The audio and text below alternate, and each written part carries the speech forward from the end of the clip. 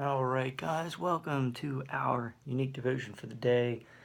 A little winded. Just came in from a very cold workout.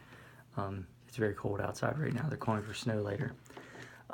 So we are in the most important part, besides the rambling, is chapter 4 of Ephesians. So Ephesians chapter 4, we're back at the beginning.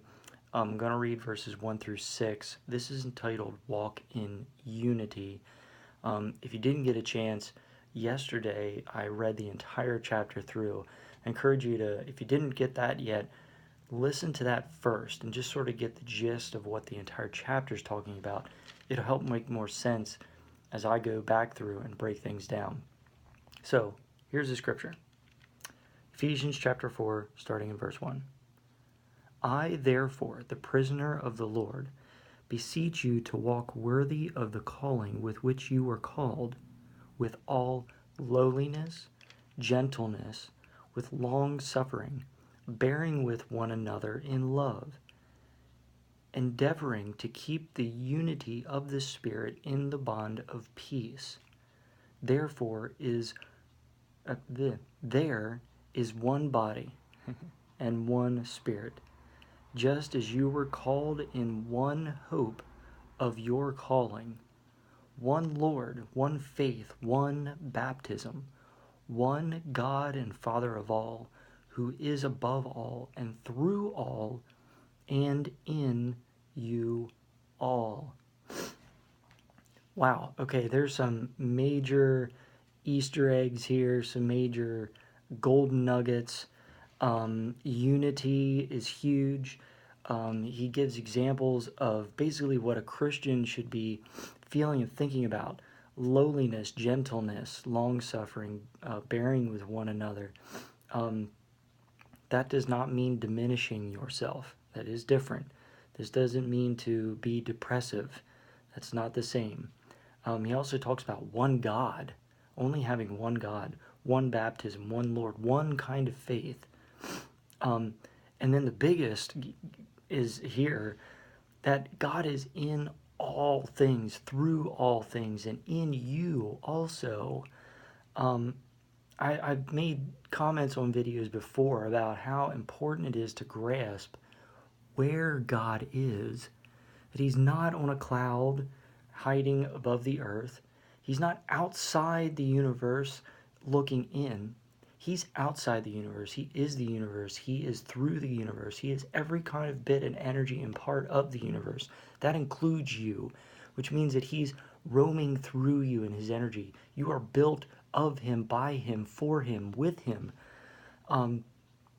If you get on Google and you type omnipresent, omniscient, there's there's actually a few more of those. Omnis mean like in everything, like in totality. So now I've thrown out those golden nuggets. Do you walk in unity? Do you walk with a little lowliness and gentleness when you're talking and interacting with others? Long suffering. That means when people are bothering you or doing things that you think they shouldn't be doing, instead of questioning them and putting them down in your mind, maybe even with your lips, in words, showing grace despite that. That's long suffering.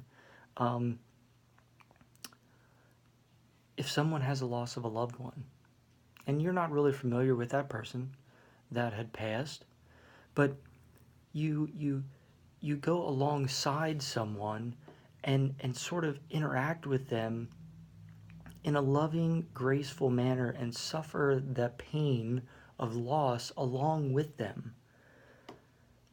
Not just for a few seconds, but, over the course of a few weeks, calling them, checking on them. How are they doing? Can you help with anything? That's long suffering.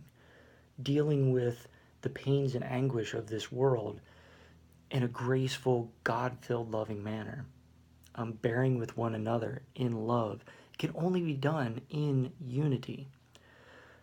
So something that I've toyed around with in my mind is the two words, together and separate. if we're going to walk in unity, we need to think of all the things that we do in life are together. Maybe it's just together as in God and me doing something. Maybe it's God and myself and some other people. Maybe it's God and myself and my wife going on a trip, or going to the grocery store, or folding laundry together.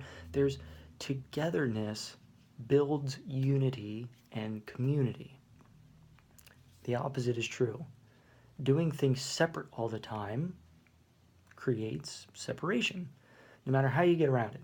Now, it's impossible to do things together all the time, human to human interactions. I do not shower with my neighbors. just that is a unity that does not ever have to happen. Okay, I'm just trying to make a little bit of imagery here. There are some things that are meant to be separate, but for the most part, when we do life, there are things that can be together. And the evil of this world tends to want to separate us as often as possible. A kind of tricky example is my parents live 25 miles away, and I don't get to see them all the time.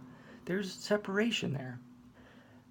Not necessarily good, but it's not necessarily bad as long as we communicate. We get on the phones, we FaceTime, we try to get together in special occasions. Every once in a while, we try to hang out and do lunch. My dad has his own hair studio, so sometimes I go there and he cuts my hair. We have a good time laughing, talking, kapitzing, going over things. We find ways to get together. My brother, we do the same thing. We get together from time to time, and I help him do some things. He helps me. We find ways to get together. With my wife's family, we do the same thing. Try to find ways to get together sometimes. Yes, there's some separation, but we're always coming back. It's when that separation just sort of sticks and stays. So there were a lot of golden eggs here, so I really wanted to go over a lot of stuff. So apologize for the long video, but do you walk in unity? Think about that today, and think about those two words, together and separate, as you're going through the day, and just sort of see what happens, see what you notice, see how you feel. On that note, I hope God gives you all the blessings you deserve, and even more so, all the blessings you don't deserve. Have a wonderful day. I'll see you next time.